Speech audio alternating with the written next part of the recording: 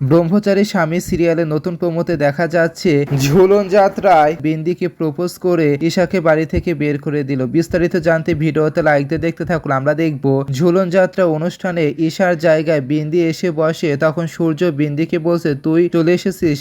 এই বলে সূর্য হেসে বিন্দিকে দোলনায় ধাক্কা দিতে লাগে। সেই সময় ঈশা অবাক হয়ে বলছে এই নিয়মটা তো স্বামী স্ত্রী তাই না, নিশ্চয় অধিকার স্ত্রীরই। সেই সময় তখন সূর্য বলছে এর জন্য তো আমি বিন্দিকে দোলনায় বসিয়েছি, কারণ আমি বিন্দির সাথে এই মুহূর্তে ধুমধাম করে বিয়ে করতে চাই। তখন সূর্যর এই কথা শুনে ঈশা অবাক হয়ে যায়। সেই সময় জেঠিমা রেগে বলছে আমার সূর্যের সঙ্গে এই মেয়ের বিয়ে কখনোই হয়নি, সেই জন্য এই মেয়েটাকে বাড়ি থেকে তাড়ানোতে আমাদের কারোর পাপ হবে না। এই বলে জেঠিমা সবাইকে নিয়ে ঈশাকে বাড়ি থেকে ধাক্কা দিয়ে বের করে দেয়। তখন ঈশা পড়ে যেতে গেলে সেই সময় গোলাপ সিং এসে ঈশাকে ধরে নেয়। তখন সূর্য আর ঈশা গোলাপ সিং এর দিকে তাকিয়ে থাকে। তো বন্ধুরা, ঈশা কি সূর্যদের বাড়ি থেকে চলে যাবে? কি মনে হয় কমেন্টে জানিয়ে দেবেন।